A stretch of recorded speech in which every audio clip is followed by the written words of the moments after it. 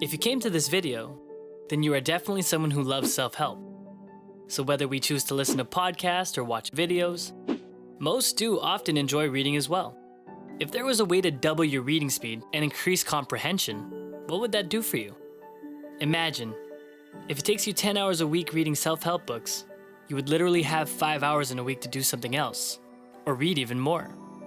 This is Jim Kwik's FAST method to help you become a super reader, to increase your reading speed and comprehension. So today, we're going to be working with the acronym FAST, F-A-S-T. The first letter F means to forget. Forget about how you first learned how to read. Forget everything. You gotta empty your cup to learn something brand new. Forget about situational things. You have so many things going on in your life. Maybe you're a parent. Maybe you're full-time in school. Maybe you're a manager. Or maybe you have some crushing debt. Maybe you're full of anxiety and worries. Be present for the time you read. Most people are daydreaming, thinking about their kids, or maybe their bills. You can't read or focus faster if your focus is split into 4 different ways. Forget your limitations. What does that mean? Have you heard the term learned helplessness? Have you ever seen that elephant at the circus that's just tied to a pole with a spike in the ground? And it could easily just walk off and destroy the whole tent, but it doesn't. That's because since it was a baby, it was taught that. It tried to pull it when it was a baby, and it wasn't strong enough. And as it grew into a strong and magnificent animal in terms of strength, it still couldn't break the limitations in its own mind. So I'm here to tell you, you have a strength. You have potential. You have a superpower inside of you, but you just don't realize it based off how we were conditioned. All behavior is belief-driven. If you believe you can, or you believe you can't, either way, you are right. Henry Ford. The A stands for being active. For more people, this is passive.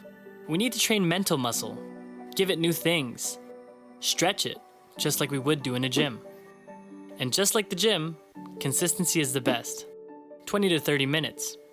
Understanding your motivation, giving yourself good triggers, and reprogramming your mind. Being active and exercising our brain means mental fitness, sharpness, clarity, and faster thinking. Are you always taking care of everyone else?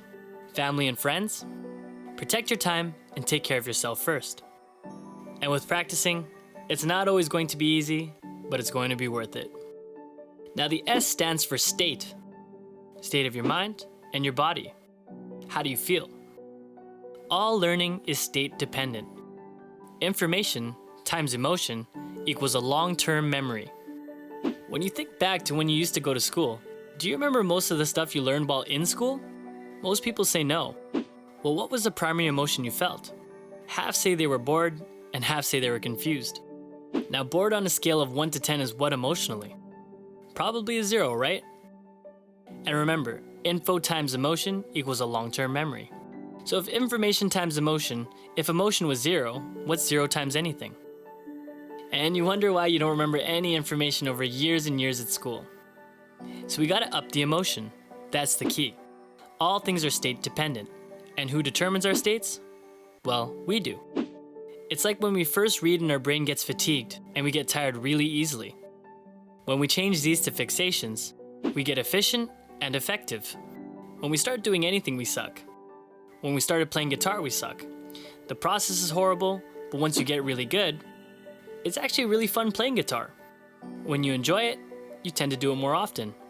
When you're good at reading, you will start doing it more. Confidence competent loops is positive momentum. Fall in love with your brain and fall in love with reading. And finally, T, teach. Read a book to teach. When you learn it with the intention of teaching someone else, you learn it twice. So today, get a learning buddy and teach them these skills if you want to improve your chances of remembering. To sum this all up, forget all that you know and keep your mind open. Active, must work out the brain and mental just like we do with weights in the gym. State, train our mind to enjoy the things we want to learn because information times emotion equals a long-term memory. And teach. Teach somebody what you've learned and you'll understand it better. And if you got value from this video, like it. And if you have any interesting comments, comment it down below. And if you want more videos like this, subscribe and hit that notification bell. If you did feel like supporting this channel in a huge way, there is a link down below to buy me a coffee, which I would love because that's the fuel that I use for these late nights till 4 a.m. working on content for you. That's all for today.